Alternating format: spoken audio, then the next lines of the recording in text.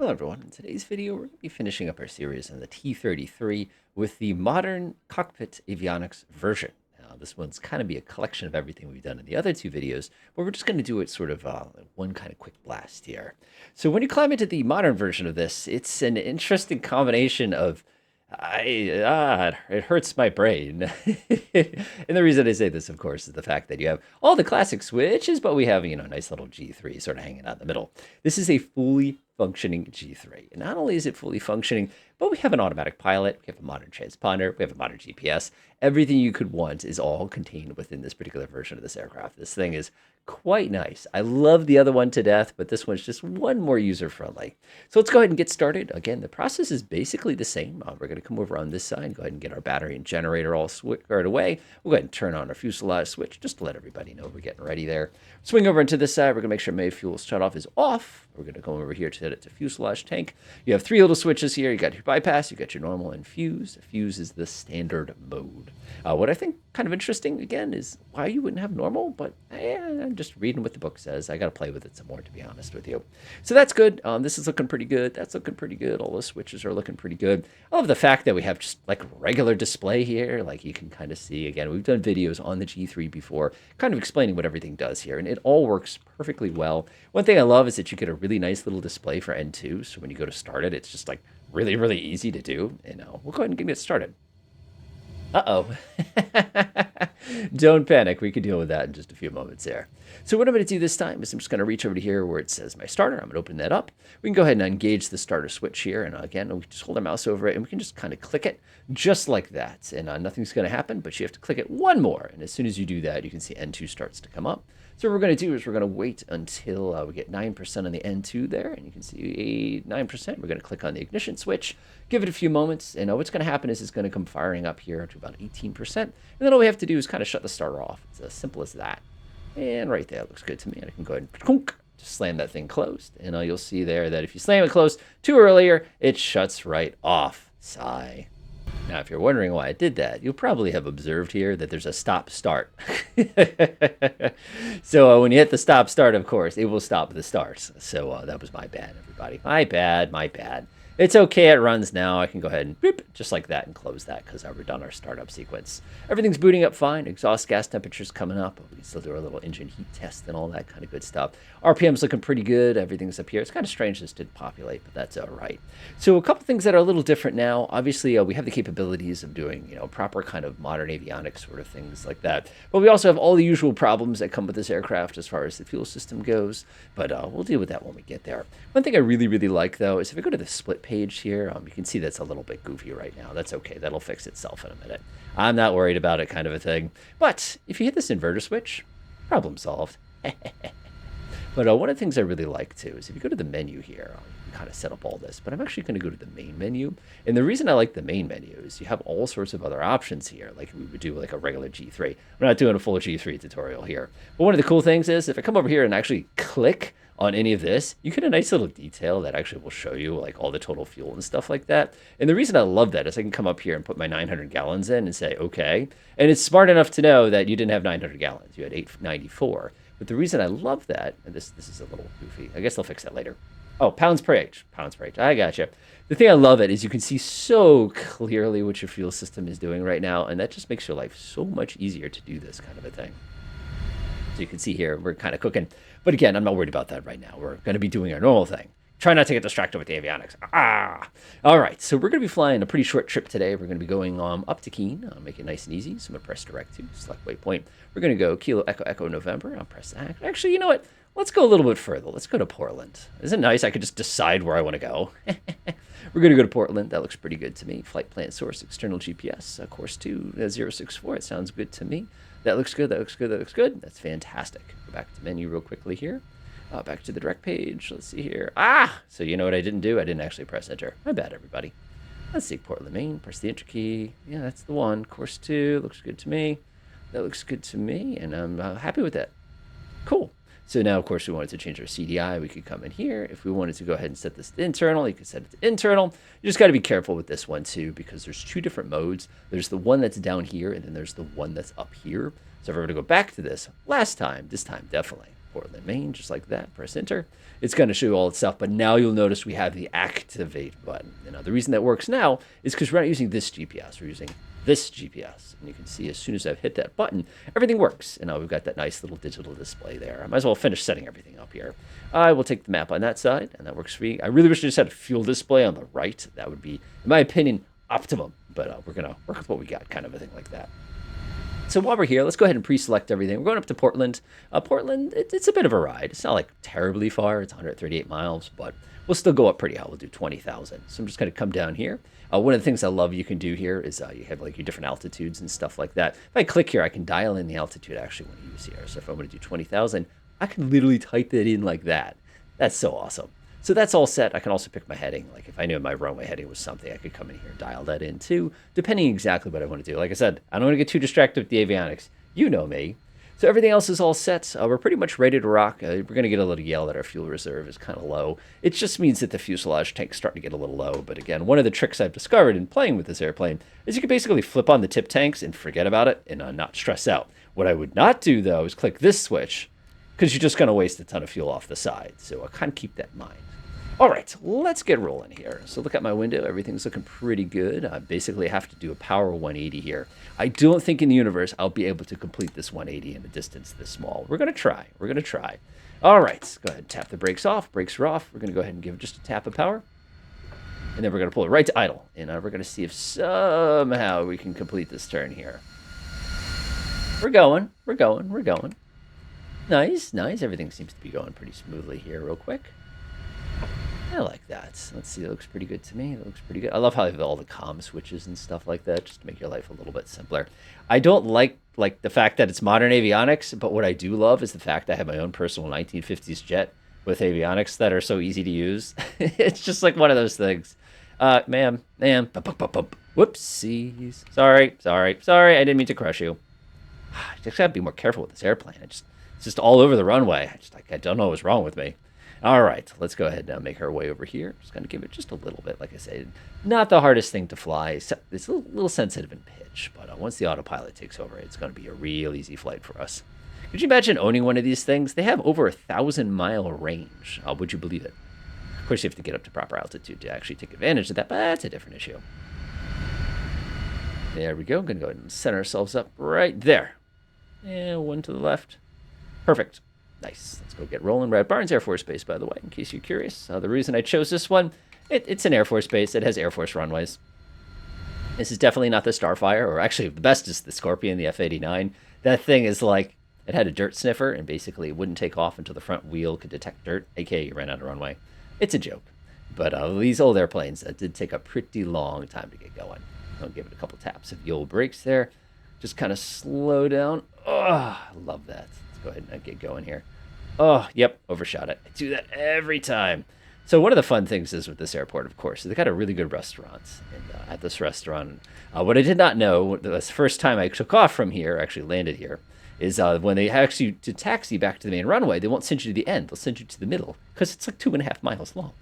All right, we're good to go. Let's go ahead and run through all of our motions real quickly here, make sure everything works smoothly. Pretty good here. We'll go ahead and pop on our tip tanks here. Click. That's ready to rock. That's going to fill this sucker up real fast. Of course, if we wanted to, we could pop on this screen real quick and take a peek. Everything's cruising up perfectly fine for us. Go ahead and hold the brakes. We're going to go ahead and go to 50% throttle. See how it surges? You got to catch it. I'm just going to gently power up to the last little bit of throttle.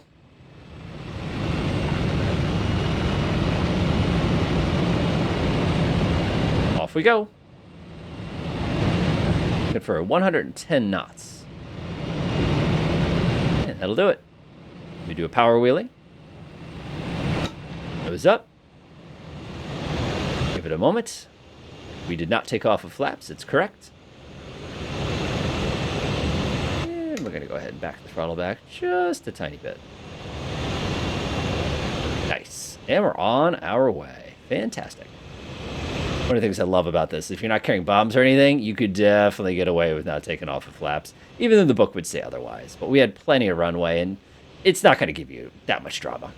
All right, let's go ahead and turn on to course here. I'm going to enjoy a nice little Western Mass here. Well, Central Mass, I should say. There's Route 90 right there.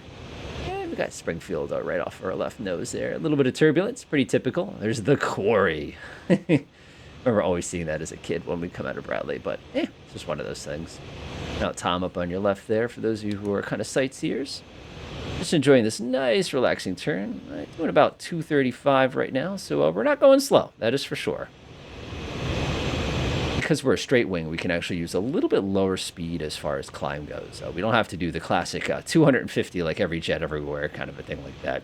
But I find that it works perfectly fine. You can see we're doing about 245 and we're holding about 15 degrees nose up at the moment. So we're not exactly going slow here. So what I'm going to do now is pop on our automatic pilot, make our life a little bit simpler.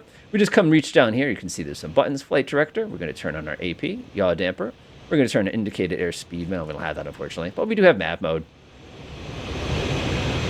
Look out my window here, and now you can see we're holding basically this attitude, rather. So I'm actually going to bring my nose down a little bit. We'll get down to more of a cruise. So I'm going to get down to, let's go click a couple more clicks there. 7.5 degrees, which is the magical amount. And you can see that's going to get us a pretty decent climb here. So we're moving on up without any drama. You can see we're going right up there just like that. About 228, 230 is perfectly good. I can't hear myself think I got to turn the volume down because this thing's so darn loud. And as we can see from our fuel system, even though we have, we're actually running off of that tank there, you can see we're doing fine. We've got 205, 206. The center's perfectly full. We don't have to really stress about this. So what's going to happen, of course, is if you went here and hit all the switches, you'd be wasting a lot of fuel over the side kind of thing. But as you can see, it's not a problem, and you're not wasting excess fuel or anything along those lines. If we wanted to, we could actually go to fuel calc. You can see we're burning basically that many pounds per hour, a pretty good amount. No big deal as far as that goes. If I were to rush over here and snap that switch off like that, you will notice that we're still burning about the same amount. So, though, like I said, not that big of a deal. Let me go pop that back on real quickly there. Yeah, exactly. So it's not something that, it was not nearly as scary as I thought it was. Kind of one of those deals. So a couple things going on here. I'll go ahead and hide this display real fast. Press the back button. I'll go ahead and hide that. We don't need to see that right now. A couple things to notice is we're still making our way over to the actual course line here. Remember, we're on that other GPS. You have the external GPS, and then, of course, you have the little internal GPS here, which, why would you use anything different? But, I'm not going to argue kind of a thing. But you can see now as you cross this lovely line, I don't know why it thinks of this as a propeller plane, but that's fine. It's just going to go ahead and take a nice, gentle right turn. We can actually push the throttle the rest of the way.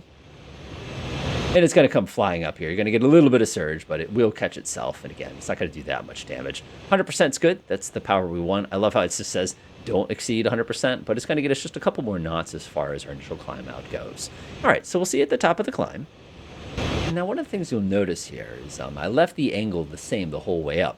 We were getting down to about 195 knots. And one of the things you got to remember is we are a straight-winged jet here. We're not a nice swept wing where it's optimized for those high Mach numbers. As a matter of fact, we have a critical Mach number of 0.8 on this thing. And just to give you an idea of kind of the limitations we have on this particular aircraft. It's not a bad thing. It's just one of those things that you just have to kind of be mindful of, that your typical, 36,000 foot cruise altitude you can get to, but you're probably less likely to use when you're going to be at the heavier weights, only on account of the fact that, it's just a different wing form. So you're going to have almost like a turboprop philosophy as far as altitudes goes. So we're on our way. We're picking up speed pretty quick. We're well past the 10,000 foot limit here. We're at 20 grand, so we're doing fine. Getting all sorts of speed. We could basically run this up pretty far and then go ahead and do like kind of a little cruise climb. But we're making great time right now, so I'm not arguing in the slightest. You can see my 150-mile trip is 20 minutes away. Don't worry, we won't do all 20 minutes.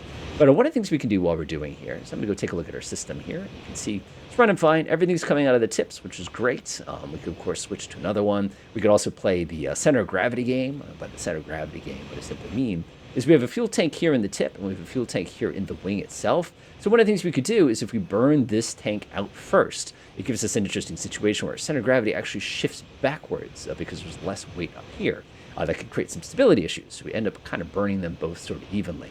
Fortunately, there's only like 140 gallons between the two sides, so it's not that big of an issue for us. But kind of one of those things. But you can see right now, we have an endurance of 3 hours and a range. And again, I'm just being goofy right now. I'm not like trying to be like economical. As a matter of fact, I'm still at full throttle. But as you can see, you still have a 1,200 nautical mile range with this thing with no wind. So it's like, it doesn't matter. Like I said, it works really, really well. Despite that, you can see just the stupid amount of fuel that we've used here. So one of the things we can do, of course, is we can throttle ourselves down to a little bit better of a range here. And you can see right now, this thing's well into the red. So I'm going to go ahead and gently pull this sucker down. And if we're going to drop ourselves in kind of the bottom here, right about 95% RPM, that's going to be sort of our cruise RPM. Again, that's going to be dependent on weight, that's going to be dependent on altitude, but kind of pulling that down a little bit, you can see we're settling kind of pretty smoothly right around the VNO here. And obviously, we could go right up past it, but if there's any turbulence, we'd run the risk of doing some real damage to this plane. So I'm actually going to pull that throttle back just a little bit more, and we're just going to pretend that this thing's a really strange-looking Beechcraft Duke and sit right at the bottom of our VNO there. Yeah, that's looking pretty good. So that's going to get us, if I take a look here, about 1,400 miles, which is fabulous. It's getting us decent. Great endurance. You can see everything's working perfectly fine as far as the engine side of things goes. You do have to pay attention to this because eventually one of these lights will turn on your left, but if you're not looking for it, you're probably going to miss it. So it's kind of one of those deals. All right, we'll go ahead and fast forward to the top of descent. All right, we have about 1 minute to go before top of descent. So what we're going to do now is we're just going to go ahead and dial in all the details we need. I'm going to say we're going to do 1,000 feet. It's about sea level at Portland. Once that's set, of course, it's just a matter of kind of setting up our last couple of doodads and deciding how we want to get down to that altitude. If you're wondering where I got my top of descent information from, I'm going to be using 2,000 feet per minute. So if you have a calculator handy, let's see if I can grab a calculator real fast. 19,000 feet divided by 2,000 feet per minute is 9.5 minutes. 9.5 minutes. Look at that. Fantastic. So I'm going to come over here and go ahead and press VS. 1, 2, 3, 4, 5, 6. And that should get us going down pretty slowly. Now, one of the things I'm going to have to do here is if I'm going to be using 2,000 feet per minute as my descent speed, I've got to kind of be mindful of that fact. There we go. I pull the throttle back a little bit because we really don't want to be going flying into the yellow there on the descent. But as you can see, we're getting pretty good. It's about 1,900 feet per minute down, which is going to be plenty for us. I can actually give it one more click. And there it is, about 2,000 feet per minute down, which is plenty. And you can see it doesn't take much of a reduction of power to cause this thing to start sinking on us pretty darn fast. Good time, of course, to go ahead and take a gander at our fuel system here. Everything's good. We basically run it. I actually was fiddling around with the switches a little bit. We're running directly off of the tip tanks right now, which is kind of dangerous. But if I can actually flip that sucker back on like that. So I'm basically running it in the way you're supposed to run it, even though I was running right out of the fuel tanks itself rather than touching the fuselage tank. Seems kind of reckless, but it works. I'm not complaining.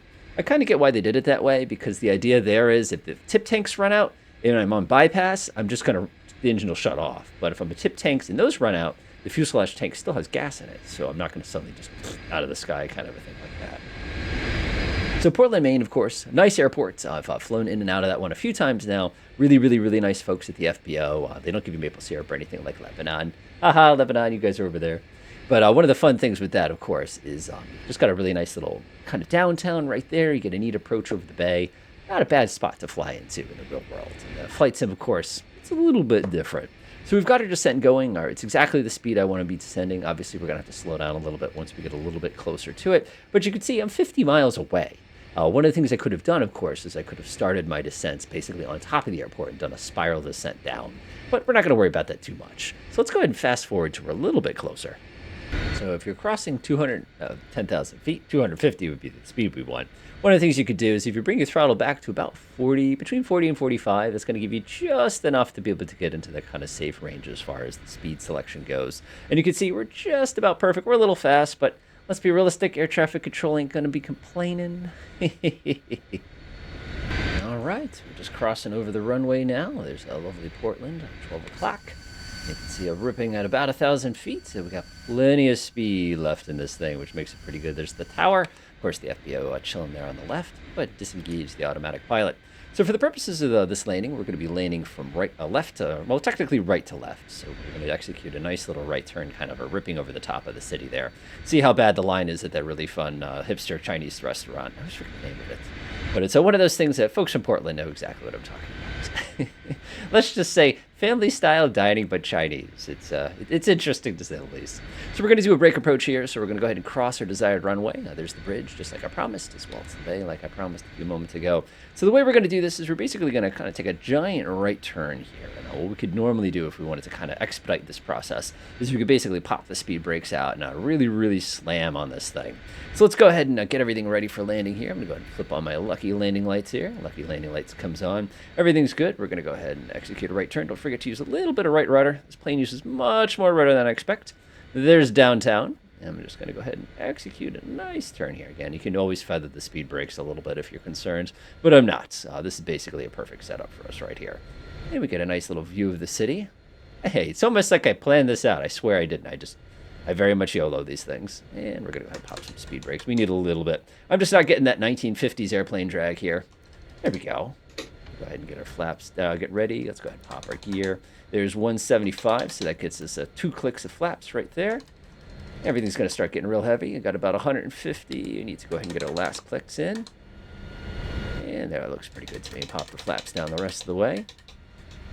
Go ahead and get rid of the speed brakes there, and we're pretty much ready to rock. There we go. Just a little bit of power coming in there. A little high, but nothing catastrophic here. I find this plane's pretty communicative. Like it's polite. Like there's really no surprises when you're doing this in approach. So I'm gonna go ahead and be a little easier on the rudder there. We're kind of all over the sky, so to speak. I got a red little light there giving me, hey, you're getting slow. Hey, 110's the speed we're supposed to be getting over the end of the runway there. Give me a break. There we go. About 115 is pretty good. We're not getting too sinky, not too fast. I remember coming in on a landing in this at a 182, the same runway too, and having no freaking clue where I was because I'd never been here before. So we're a jet. So if we start getting low, you just add a little bit of power. If you start getting high, you just bring the power back. So I need to add a little bit of power. Yeah, it looks good to me. All right, we're going to bring the power to 0. We're going to lift the nose up just a little bit. We're going to wait for the bump.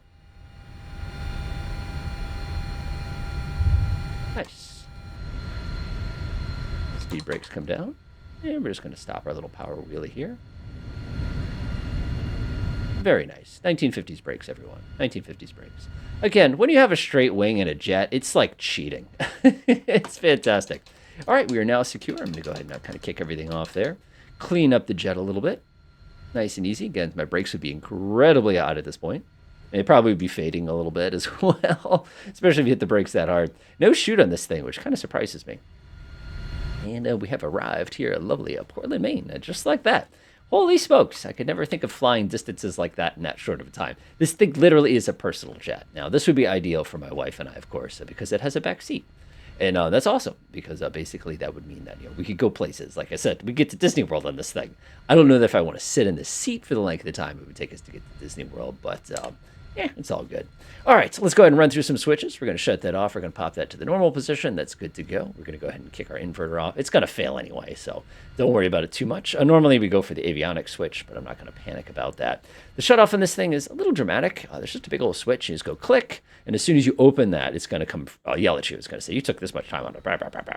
But what will happen, of course, is when you pop that off, everything's going to start shutting down pretty much right away. You get a bunch of angry warnings as it kind of ticks off here. I'm just going to give it a moment. Haha, that would have been a mistake.